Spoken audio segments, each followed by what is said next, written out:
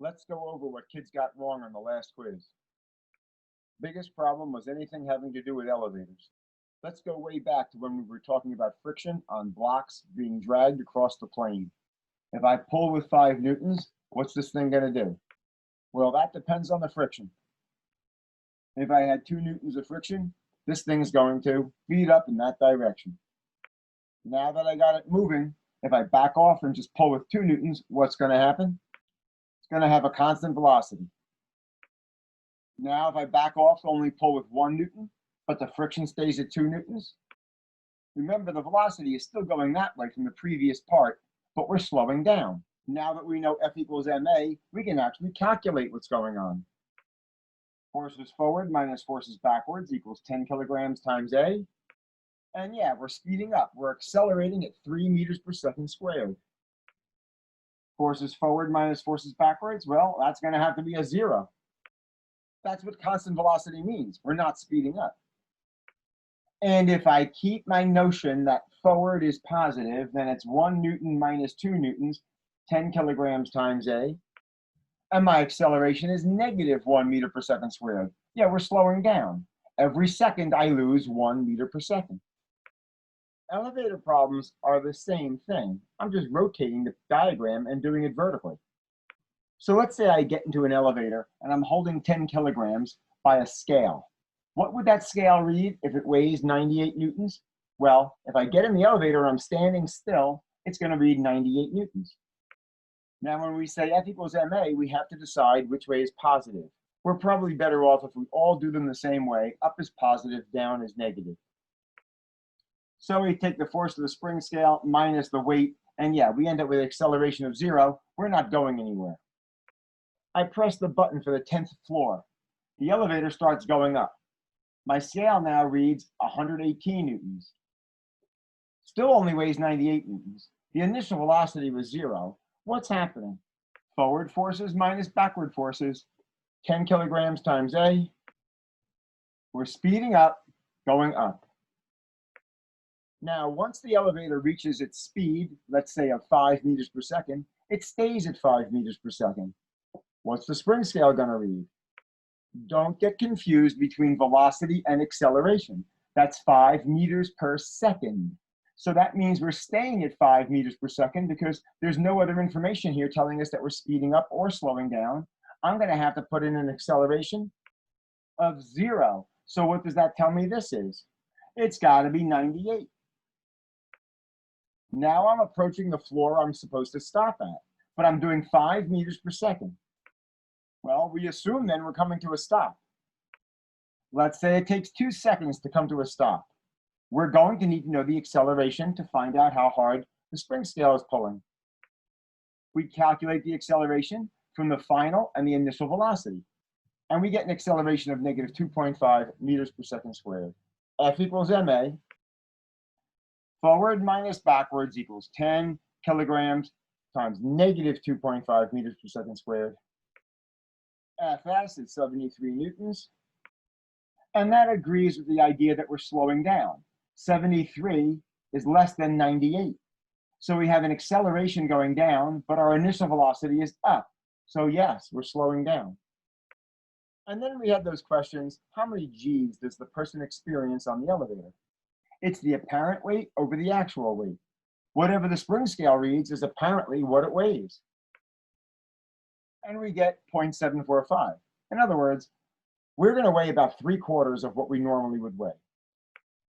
And what if we were moving at a constant velocity? 98 and 98 newtons. Plug it in, you get 1 G. Let's say your initial velocity was down, but now you have to stop the elevator. That force is going to have to be bigger than the weight. Let's say it was 118 newtons. You get 1.2 Gs. Well, that means you're going to feel like you weigh about 20% more than normal. Now think about this. We're going down, accelerating, then we're going at a constant velocity, and then we're going to stop at the bottom. You feel lighter at the start, normal during the descent, and then heavier at the bottom. That should agree with your practical experience of riding an elevator. If you just know the acceleration, but you don't know the mass, you could use this formula. And it'll work. We derived it in class. And remember, if your acceleration is 0, you're still experiencing 1g. Well, what about those free body diagrams? The normal force is what's holding the person up. The normal force is the reason why we feel we have weight. If the elevator was dropping out from under us, the floor would not be holding us up. We would be experiencing 0 G's. That would be a 0. But if the elevator is holding us up, and that is equal to this, we're experiencing 1G. If Fn is bigger than the weight, maybe we're experiencing 1.5 G's. If it's smaller than the weight, hey, maybe we're experiencing half a G. Well, we also had a problem on drag, and a number of people got that wrong, or at least part of it. It really helps to draw a free body diagram. Let's say this ball had a mass of 0.2 kilograms, and its weight then would be 1.96 newtons. And it has a drag constant of 0.03 newtons second squared per meter squared. When we drop it, at some point, it reached 5 meters per second. What's the drag force? Plug in the numbers, and we get 0.75 newtons. What's the acceleration? If I say up is positive, then it's 0.75 newtons minus 1.96 newtons, 0.2 kilograms. And I get an acceleration of negative 6.05 meters per second squared. If there was no friction, we'd have negative 9.8. So, yeah, we're accelerating. We're speeding up going down, but we're not speeding up as much as if we didn't have any friction. Now, that 5 meters per second is just the speed. It doesn't matter if it's positive or negative. The negative sign would disappear anyway for that square. So it's up to you to decide where to put the drag. If the velocity is this way, drag is the opposite direction. And we've done problems with other types of friction. Let's just say it's kinetic friction dragging along a surface. If the initial velocity is in this direction, what will be the acceleration of the block? Well, the force of friction would have to be to the left. You might remember that UK times Fn is the force of friction, and it would have to be kinetic. In this case, the weight is equal to the normal force, 0.6 times 49 newtons, and I get 29.4 newtons of friction. That's bigger than this. So what do you think the block is doing? If I made to the right positive, then I've got 20 newtons minus 29.4 newtons. I get negative 1.88 meters per second squared for the acceleration. Now, that does not mean that I'm speeding up in this direction. I said I had an initial velocity in that direction, so that means we're slowing down. How about 3 carts in a row and I'm pulling with 80 newtons? Can you tell me what the tension is in each rope? First, I better figure out what the acceleration is. And that's of the whole system. That force is what's responsible for accelerating all of these carts. 80 newtons equals 20 kilograms, which is the mass of the whole system, times A. And I get 4 meters per second squared. I'm assuming to the left is positive. Now, since the tension's an internal force, I have to separate the system into components. I've isolated this last cart, and T2 is the force causing it to accelerate.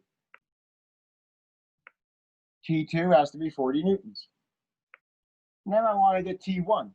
Well, T1 is the tension in this rope pulling on this cart, which is also pulling this cart. If I define both of these carts as the system, I can now calculate T1. T1 would be equal to 16 kilograms, the mass of the system, times 4 meters per second squared. And T1 will now be 64 newtons. But you might say, what about that T2? It's pulling it backwards here. Sure it is. And it's also pulling that cart forward. So these are internal forces to this system, so they would cancel out. So what's the net force acting on this guy? Well, when we say F equals ma, that is the net force. It's the sum of the external forces. So we could just take the 4 kilograms times the 4 meters per second squared and get 16 newtons.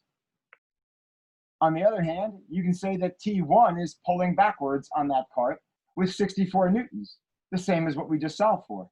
And so 80 minus 64, yeah, it agrees, 16 newtons. Now we'll go back to how this all started. We had the cart lab. Let's find the theoretical acceleration and the tension in the rope.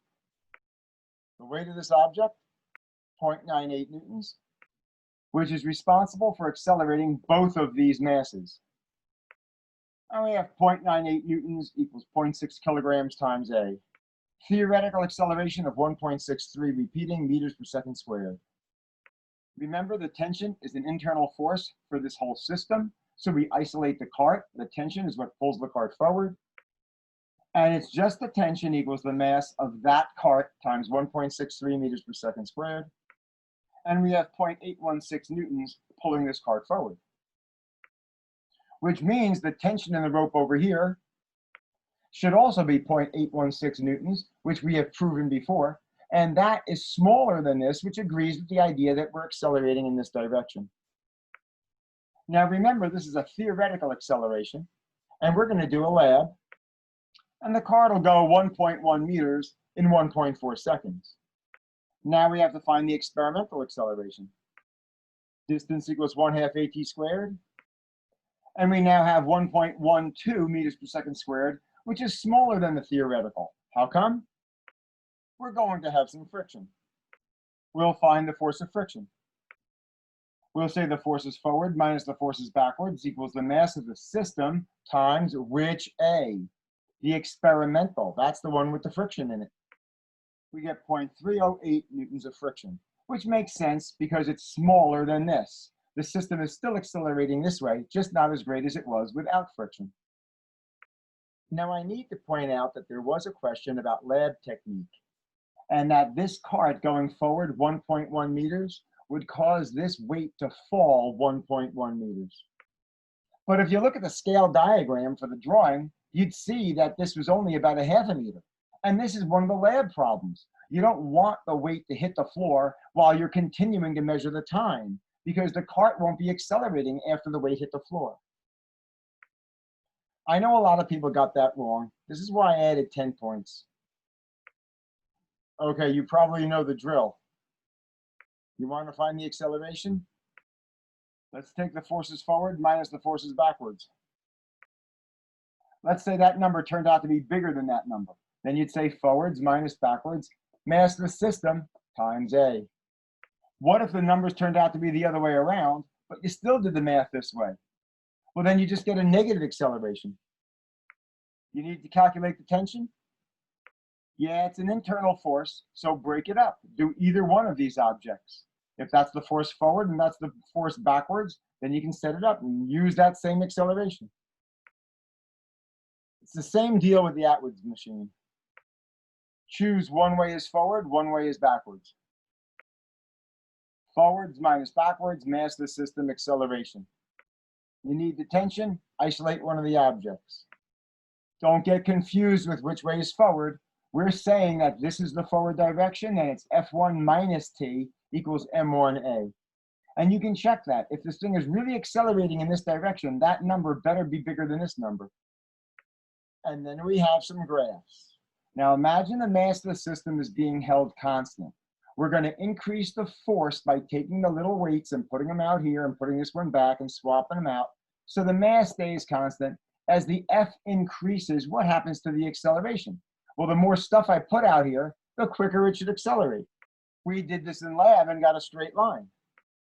We found the slope was the mass of the system. That's how we discovered F equals ma. It's a linear equation on this graph. So what would happen if I added more mass to this cart and did the experiment all over again? Kept swapping them out and putting them out here, but I have more mass now. The line would be steeper, simply because the slope is the mass of the system.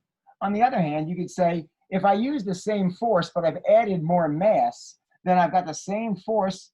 I had an acceleration out here. I now will only have this much acceleration. I'll have less acceleration because I've added that mass. Now, you can't forget anything that we learned before about kinematics. What's the velocity versus time graph going to look like? We release the cart and it starts moving down a track. It's going to speed up. A lot of people put that down. That's wrong.